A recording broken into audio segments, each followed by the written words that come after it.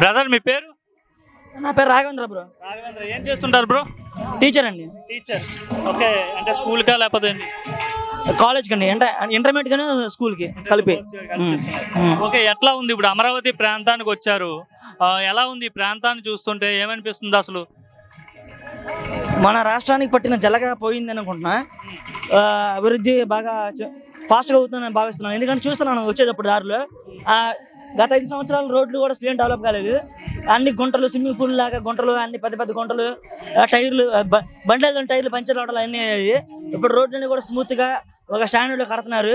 Plus కాజీ నుండి విజయవాడ దాకా కూడా హైవే నిర్మించడం పూర్తయిందని విన్నాను. చూసా కూడా వచ్చినప్పుడు దారిలో చెప్పినవి విని. సో చాలా బాగా ఫాస్ట్ అభివృద్ధి చెందిందని చెప్పి చూస్తున్నాను. అంటే గతంలో అభివృద్ధి చెందలేదా మరి మీరు దీన్ని బట్టి చూస్తుంటే? వాళ్ళు అన్నీ కూడా అండి ఉచితాలు అని చెప్పేసి ప్రజలను బాగా సోమరపోతులు చేశారండి. అది అసలు రాష్ట్రాన్ని చాలా 20 సంవత్సరాలు 30 సంవత్సరాలు వెనక్కి తీసుకెళ్ళి అనుకుంటున్నాను. అనుభవం లేకపోవడం అనేది క్లియర్గా కనబడుతుంది మనకి. ఎందుకంటే ఎంతమంది పెద్దలు కానీ ఎంతోమంది రైతులు కానీ ఇక్కడ ధర్నాలు అని చెప్పేసి చేస్తుంటే వాళ్ళ మీద కూడా వాళ్ళు ఎవరైనా వాళ్ళ రైతులు అంటారా, వాళ్ళందరూ కూడా ఫోన్పే బ్యాచ్ లేకపోతే పేటిఎం బ్యాచ్ అని చెప్పి అన్నారు. వాళ్ళందరూ కూడా వాళ్ళ ఎడుపులు తగిలే 150 సీట్లు వచ్చిన వాళ్ళు కాదు ఇప్పుడు 11 పడిపోయారు. సో ఎప్పుడైనా సరే రైతులే రాష్ట్రానికి ఒక ఎనుముక లాంటి వాళ్ళు. టీచర్గా చెప్పండి, ఒక రాజధాని లేకపోవడం వల్ల గత 5 ఏళ్ళు ఆంధ్రప్రదేశ్ రాష్ట్రం ఏ విధంగా నష్టపోయింది, ఎంత మేరకు వెనక్కి వెళ్ళిపోయింది? మనిషి గుండె ఎంత ఇంపార్టెంట్ అండి, గుండె ఇంపార్టెంట్ కదా, అలాగే రాష్ట్రానికి కూడా రాజధాని అనేది అంతే ఇంపార్టెంట్. ఇప్పుడు అసలు రాజధాని ఏది అంటే ఎక్కిచ్చారండి 5 సంవత్సరాలు. ఎక్కడికి వెళ్ళినా కానీ మీ రాజధాని లేదుగా, మీకు రాజధాని లేదుగా, మీది 3 ముక్కల రాజధాని అయినా అని చెప్పి మమ్మల్ని అందరూ ఎక్కిస్తుంటే మేము తల దించుకొని వెళ్ళాల్సి వచ్చిందండి సమాజం చెప్పలేక. నేను చెప్పానంటే ఎప్పుడైనా దమ్మున్నోడు లీడర్ అవ్వాలి. దమ్మున్న లీడర్ అవుతే మా రాజధాని ఇదే అని చెప్పి దమ్ముగా చెప్తాం. ఇప్పుడు మేము మన చంద్రబాబు గారు వచ్చాక దమ్ముగా మా రాజధాని అమరావతి ఒక్కటే అని చెప్పి చెప్పగలుగుతున్నాం. కంపెనీస్ ఆడ పెట్టచ్చు, రాజధాని అనేది ఒకటే, కంపెనీస్ ఆడ పెట్టుకోవచ్చు, ఎక్కడ డెవలప్ చేసుకోవచ్చు. సో ఎప్పుడైనా ఎవరైనా అడిగినప్పుడు రాజధాని అమరావతి అని చెప్పి గర్వంగా చెప్పుకోగలుగుతున్నా, తలెత్తుకొని చెప్పుకోగలుగుతున్నా, కాలర్ ఎగరేసి చెప్పుకోగలుగుతున్నా. ఇక తగ్గేది లేదనుకున్నాం. అమరావతి ఇంకా ఎవరు ఆపలేరు. చంద్రబాబు నాయుడు గారు ఇంటర్నేషనల్ లెవెల్లో డెవలప్ చేస్తారు. అసలు చూస్తారు కదా మీరు, హైకోర్టు కానీ సెక్రటరీ కానీ ఒక మోడల్స్ కానీ ఆ మోడల్స్ ప్రకారంగా స్టార్ట్ చేయడం కోసమే కదా మనకి ఈరోజు మోడీ గారు వచ్చేది. ఎప్పుడైనా సరే మోడీ గారు 3 సార్లు గెలిచారంటే ఏంటి, ఆయన ఎంతో టాలెంట్ ఉన్న మనిషి. అతన్ని దేశం మొత్తం నమ్మింది. ఆయన్ని ఉంటే కనుక ఆయనతో చేతులు కలిపితే కనుక మన రాష్ట్రానికి నిధులు వస్తాయి, మన రాష్ట్రం అభివృద్ధి చెందింది, ప్రపంచ నగరాలతో మన అమరావతిని పోటీపడి అభివృద్ధి చేయొచ్చని చెప్పేసి చంద్రబాబు నాయుడు గారు ఎంతో ముందు చూపుగా ఆలోచించారు. కాబట్టి అనుభవం కాబట్టి ఆయన ఇలాంటి మంచి పనులను చేస్తున్నారు, మన రాష్ట్రాన్ని అభివృద్ధి చేస్తున్నారు. అంటే ఇదే అమరావతిని గ్రాఫిక్స్ చంద్రబాబు నాయుడు ఏం చేయడు తమ సామాజిక వర్గం కోసం ఒక రియల్ ఎస్టేట్ అమరావతి, ఇది ఒక గ్రాఫిక్స్, ఇది ఒక భ్రమరావతి, కమరావతి అని చెప్పి వైసీపీ వాళ్ళు అనేవారు కదా అన్న. ఇప్పుడన్నా ఒక ఏదైనా కట్టాలంటే ముందల ఒకసారి ఆలోచించండి, ఒక చిన్న ఇల్లు కట్టడానికి మనకి ఎన్ని నెలలు పడుతుంది, ఎన్ని సంవత్సరాలు పడుతుంది. అలాంటిది ఒక రాజధాని కట్టాలంటే దానికి పక్కా ప్లానింగ్ ఉండాలి. ఎలా ఇంటర్నేషనల్ లెవెల్లో ఉండాలి బిల్డింగ్స్, కానీ ఎలా రోడ్స్ ఉండాలి, ఎలాంటి హైవేస్ ఉండాలి, ఎలాంటి రింగ్ రోడ్లు ఉండాలి, ఎలాంటి అవుటర్ రింగ్ రోడ్లు ఉండాలి, వాటికి దగ్గరలో ఏది ఎక్కడ ఉంటే మంచిదని చెప్పి ప్లాన్ చేయడానికి చాలా టైం పట్టింది. ప్లాన్ చేసేటప్పుడు అది ఇంప్లిమెంట్ చేసేదాకా ఏదో టెంపరీ ఉండాలి కదా. ఎందుకంటే ప్రతి సంవత్సరం కూడా 2-3 సార్లు సమావేశాలు జరుగుతుంటాయి అసెంబ్లీ.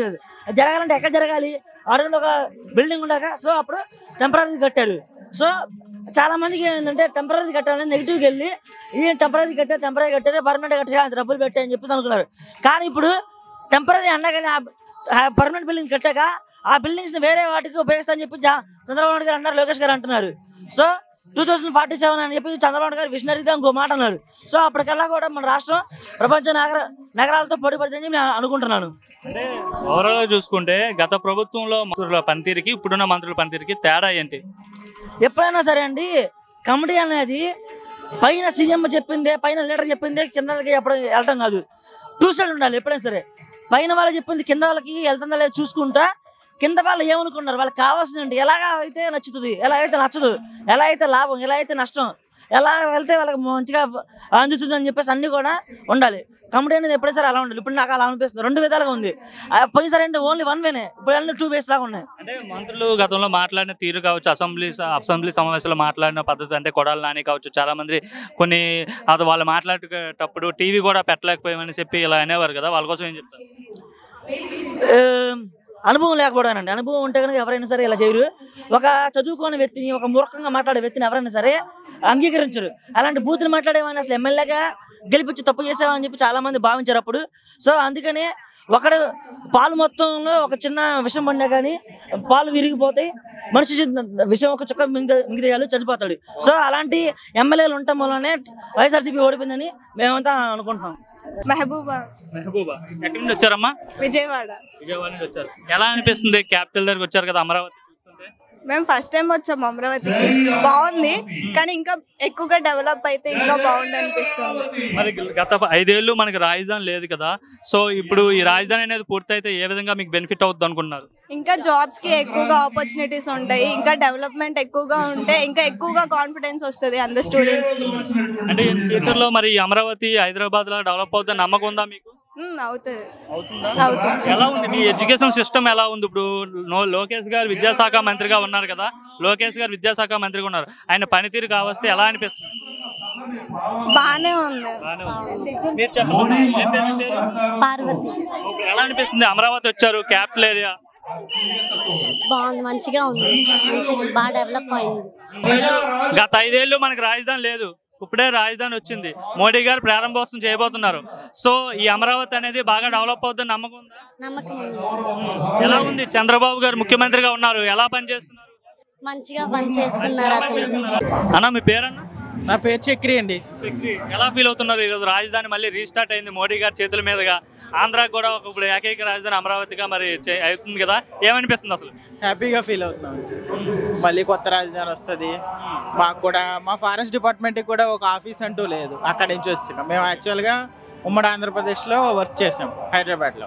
తర్వాత వచ్చాక మేము ఒక మా డిపార్ట్మెంట్ ఒక రెంట్కి తీసుకుని దాంట్లో రన్ చేస్తుంది. ఇక్కడ మా డిపార్ట్మెంట్ కూడా ఒక బిల్డింగ్ కడుతున్నారు, మా ఎంప్లాయీస్ అంతా ఇక్కడికి రావచ్చు అని హ్యాపీగా.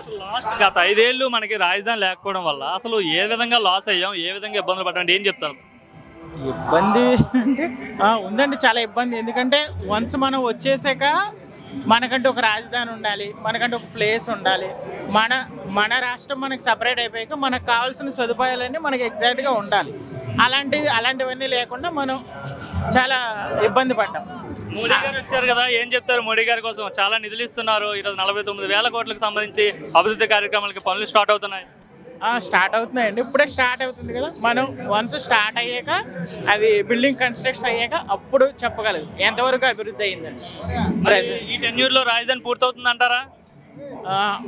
హాఫ్ పార్ట్ అవ్వచ్చు అని నేను అనుకుంటున్నాను. అంటే గతంలో చాలా మంది ట్రోల్ చేసేవారు కదండి, ఆంధ్రాకి రాజధాని లేదు, మీకు రాజధాని లేదని మనం బయటకి అక్కడికి వెళ్ళా సరే ట్రోల్ చేసేవాళ్ళు. సో అలాంటి వాళ్ళ కోసం ఏం చెప్తారు?